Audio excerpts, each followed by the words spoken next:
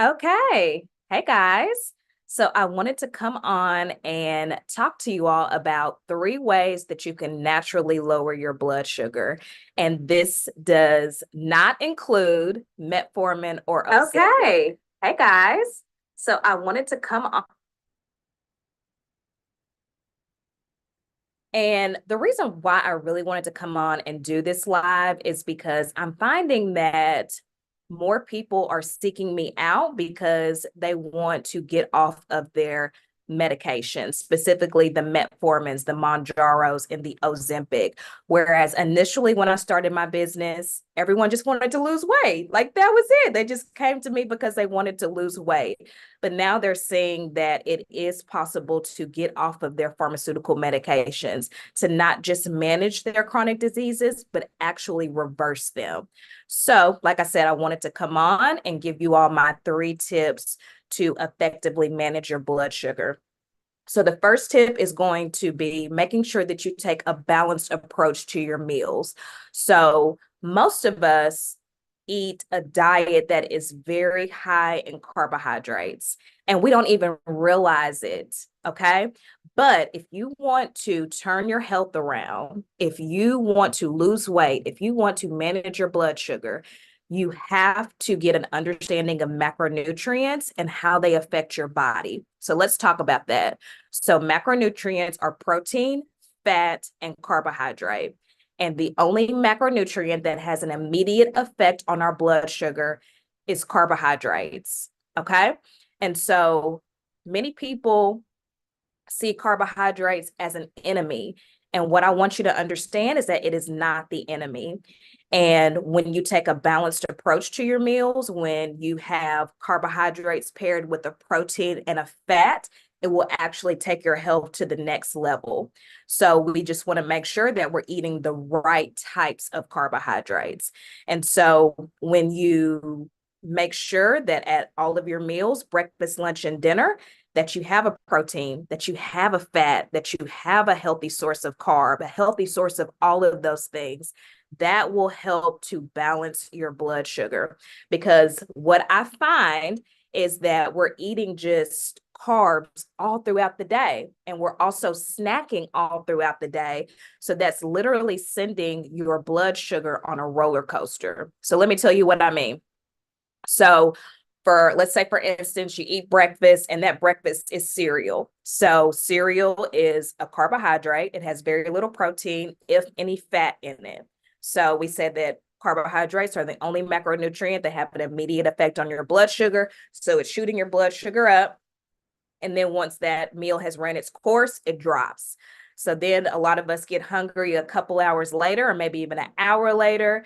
And so we may snack on some chips. So we're on that roller coaster again. It's shooting us up.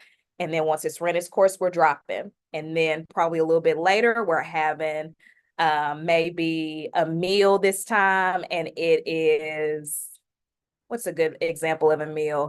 It's Chinese. So we've got a bunch of rice. So shooting our blood sugar up. And then once it's run its course, it's dropped. But you do that all throughout the day. So all throughout the day, you're on this roller coaster. And that's not good for your blood sugar. And it's not good for you if you're trying to lose weight. And it's not good for you if you're trying to have more energy, because how can you have more energy if you're doing this all day? And the reality is that you can't. So you have to make sure that you've got a protein, you've got a fat, that you've got a carb for breakfast, lunch, and dinner. And I find that when people do this, when they have a more balanced approach to their meals, you don't even really feel the need to snack anymore. And really, in our culture, snacking has become something that we do so more out of habit than actual hunger and need. So, having that balanced approach to your meals will help your blood sugar to do this and not this, which will help you to lose weight, which will help you to lower your blood sugar over time and will give you more energy. So, balanced approach to your meals is tip number one to manage your blood sugar. Tip number two, you have to make movement your mission. So we have become a very sedentary population and we just don't move. I mean, a lot of us, we work from home. So we're sitting at our computers all day And then even if we don't work from home, we may have a very sedentary job. So we're sitting at our desk the majority of the day. And then we go from doing all of that sitting all day to we come home and we sit in front of the television, or we go lay in the bed and just scroll on social media. And if some of us looked at our Apple Watch or our Fitbits, we would see that we only get like 1,000 or 2,000 steps every day. And so we really have to make movement our mission. Our bodies were made to move. It wants to move. It craves movement. But the reality is, the less you move, the less your body wants to move. So you have to take that initial step and really be intentional about doing that every single day. Also, in addition to moving, you really want to make sure that you're also exercising. So let me go back to movement. So a good aim is 7,000 to 8,000 steps per day. 7,000 to 8,000 steps per day. If you're really feeling froggy, 10,000 is a really good number, but I would say at least 7,000 to 8,000 steps per day.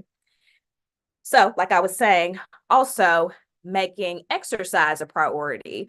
So there are so many different types of exercises out there now. You've got your CrossFits, you've got your F45s, you've got Pilates, you've got yoga, and then you can even do something as simple as walking. But really just finding something that you actually enjoy and that you're going to be consistent with is key. So for me, I've done CrossFit for a decade now. And one of the reasons why I really enjoy doing it is because we have group classes, and you really form relationships with people in those group classes over time, because typically you go to the same class most days. And so those people over time have held me accountable. Like if I'm not there for a week or even a few days, they're like, hey, where are you? We miss you. Come back. So if you like to have some accountability, where you want people that are going to look for you if you haven't showed up in a few days or in a couple weeks, then that might be a good route for you to go, is the group route. But if you're pretty self-motivated, you don't really need other people to get the job done, then you may not need to go that route. You may just be able to get a local membership at a gym. But really just being honest with yourself, and again, finding something that you're going to be consistent with and that you enjoy. Now, I will say this kind of goes into my next point of managing stress. So actually, let me address this, and then I'll get into into that point. I'll kind of backtrack. But this third way that you can naturally lower your blood sugar is by managing your stress. And this is something, you all, that we have to do. And not just to manage our blood sugar, but also to reach any of our goals when it comes to our health. We have to effectively manage our blood sugar. So what happens when we are constantly stressed is that our body is in that sympathetic nervous system, or that fight or flight response. That's where our body is operating.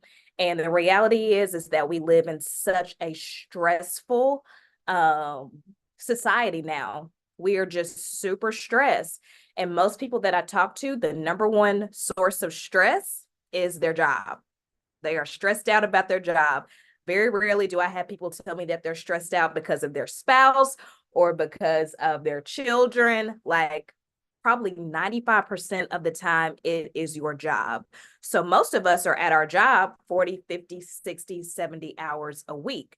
And so we're operating in that sympathetic nervous system, or that fight or flight response, the majority of the time.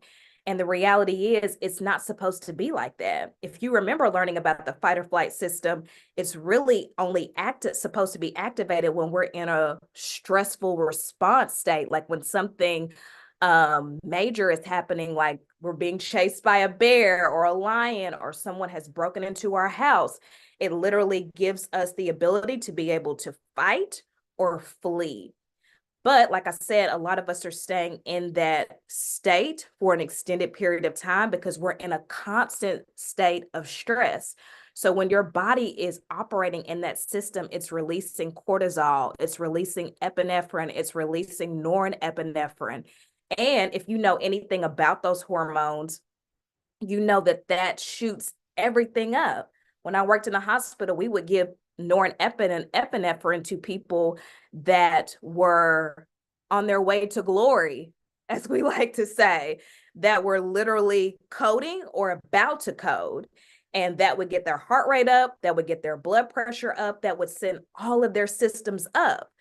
And that's what it's doing for us, you all. It's skyrocketing our blood pressure. It's skyrocketing our blood sugar.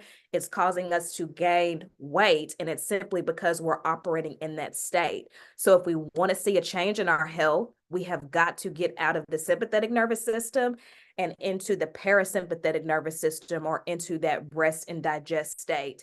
And we do that, you all, by identifying that we are in a stress state. You know, that's what they say in AA, is that you have to identify that you have a problem. So you have to identify that you're stressed. And once you identify it, now you set things in place to lower your stress. And the amazing thing about us is that we're all unique, and that doesn't look the same for everyone. So for you, it may look like meditation. And meditation does not have to be long. It can literally be 5 minutes a day. And it can be guided, it can be quiet, it can be just music playing in the background.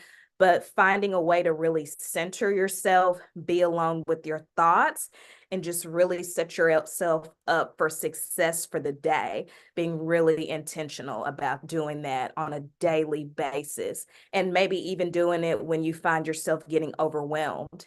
If you do find that your stress is related to your job, maybe setting boundaries, because a lot of us are available 24/7 for our jobs, and that's just not good for our overall health. So I tell people that, leave work at work. Leave work at work if you can. There's some of us where we're doctors or nurse practitioners, and we kind of have to be on the clock. So setting boundaries may look a little bit different for you. But either way, you have to find a way to set boundaries, so that you can lower your stress. Also, I tell people you've got to find joy. What brings you joy? What do you enjoy doing every day? That might be exercise, that might be reading a book. And the amazing thing, and really not the amazing thing, but the funny thing is that I ask people that, and some of them will literally say, I don't know what brings me joy. I don't really know. And that's because we've just gotten so disconnected from ourselves and from our bodies, and we just don't really know anymore. But finding that and really making it your mission to do that as much as you can will also help to lower your stress levels, get you out of that fight or flight, which will help you to manage your blood sugar. So, and then tying back, and so there are a lot of other different things that you can do. And so it's just finding that, and like I said, making it your priority. And so I wanted to tie the cortisol and the stress in with number 2, which was movement. So I know that there are a lot of people that are doing high intensity exercises like CrossFit, F45, and your cortisol was higher. You have very high stress levels. And so I would not recommend doing high intensity exercises if your cortisol is high, or if you have high stress levels. And that's because high intensity exercise literally raises your cortisol levels even more. So there are some people that I talk to, and even people that I've seen on TikTok, that have said, I started doing this high intensity exercise like F45, CrossFit, and my body is literally doing the opposite. Like, now I'm gaining weight, and I don't really understand what's going on and why this is happening. And that's because you're putting a lot of stress on your body when it's already in a really stressed state. So if that is you, I would recommend doing more low impact exercises like yoga, walking, Pilates, things that don't really put a lot of stress on your body, until you're able to naturally lower your blood sugar, not your blood sugar, until you're naturally able to lower your cortisol levels. And this was something that I experienced with my own health. So I got really sick, probably a few years ago at this point. And I went to my first natural, or holistic provider, and they saw that I was operating primarily in the stress response, or in that fight or flight state. And one of the first things that she told me was, you've got to stop doing CrossFit, and you've got to start walking, doing yoga, doing very low impact exercises if you want to heal. And at the time, I did not listen because I did not feel like she knew what she was talking about. And I had done yoga, I had done CrossFit for 8 years or so at that point, 7 or 8 years. And I just wasn't willing to give it up no matter how bad off I was. But now looking back, now that I have my own business, now that I help other people to heal, I see why she said that, because healing doesn't happen in fight or flight. Healing does not happen in the sympathetic nervous system. You have to get those cortisol levels down. You have to get into that rest and digest state. And so I definitely prolonged my illness, my sickness, because I didn't listen and I kept doing those high intensity workouts. So I tell people, I try to shout it from the mountaintop that you have to bring your body back into balance. You have to get those cortisol levels down, and then you can resume your high intensity exercises. Okay. So those were my 3 tips. Make sure that you have a balanced approach to your meals. You have movement, that you make that your mission, and that you are managing your stress. And I will put a bonus in there, a nugget, is that adding in the supplement berberine can also help you to naturally lower your blood sugar. So if you just put in your phone berberine, there will be so many different studies that show up and how they've studied berberine and metformin. And what I read was so amazing to me. And what I found, or what I read, is that there have been a lot of studies that have been done on metformin and berberine. And the studies have shown that berberine is just as, if not more effective than metformin. And you're not going to have all of the side effects that go along with the metformin, because a lot of people say that they have issues with their stomach, that the metformin just does not sit well with them. But with berberine, and I've taken berberine, I haven't had any issues with my gut health at all. In fact, studies have shown that it actually helps to improve your gut health. So that can definitely be something that you can add to your regimen to help naturally lower your blood sugar. And so I always want to say that you want to supplement last. So I know that we're kind of in this quick fix society, and the first thing that we want to do is, what supplement will work best for me? But I really want to encourage you to do the most natural things first. So like we said, balancing your meals, making sure that you move your body, managing your stress, and then supplement. Okay. And so the supplements that I recommend are GCO by Cellcore. That's my Cellcore is my favorite brand. So that's the one that I always recommend first. But also another really good berberine supplement is the Best of Berberine by Hum Nutrition.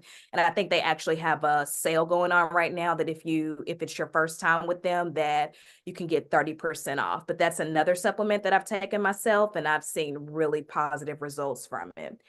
And I have one more bonus, and then that is your mindset. So you have to believe that healing is possible for you. You have to believe that your body is powerful and that it is able to self-correct and heal with the right tools. And that is just simply the reality, you all. We are made in the image of God. And if you know anything about God and his power, you know that if you are made in his image, that you are powerful and that there is not anything that you cannot be, do, or have. But we have been programmed to think that we can simply only manage our diseases and that we have to take pharmaceutical medications. And that just is simply not the case. Your body is able to self-correct. Your body is powerful. Your body is resilient. Okay. But first, you have to believe that. You have to believe that you can live a long, healthy life, that you can rid your body of these diseases, that you don't need Ozempic or metformin or these weight loss surgeries, that you don't need any of that, because that's the reality. You don't. But again, like I said, you have to believe that. You have to believe that, and then you have to be willing to take action to take the necessary steps with your health. And I've really, these last few weeks, been listening to The Secret. by Rhonda Brand. And one of the things that she says in order for us to manifest the best life, to have the best life, is that we have to focus on what we want. And I know a lot of times we focus on what we don't want. And that's what manifests for us because that's what we're focusing on, what we don't want. But when you focus on what you do want, so I want to have a healthy life. I want to rid my body of these diseases. I want to be able to play with my children and my grandchildren and have energy and not feel tired. I want to be 65 and 70 and look like I'm 30 or 40. Like you focus on what you want and you visualize yourself as that person. You visualize yourself having energy. You visualize yourself playing with your grandkids. You visualize somebody complimenting you on how amazing you look, and you carry that image and you become that person. So what would someone that does all those things, what would they be doing now? Because a lot of times we feel like we have to wait until we get those things to become the best version of ourselves, but really we can become that person now. You can become that person now. And you are, and you are, okay? And so it all starts with our mind. So I hope that you found this helpful. This is what I'm passionate about. This is what I love to do. And for those that don't know who I am, my name is Maggie Bell. I'm a registered dietitian and I'm a registered nurse with a decade plus of experience. And I help people to lose weight, balance their blood sugar, and find their root cause so that they can bring their balance back into so that they can bring their body back into balance naturally and heal.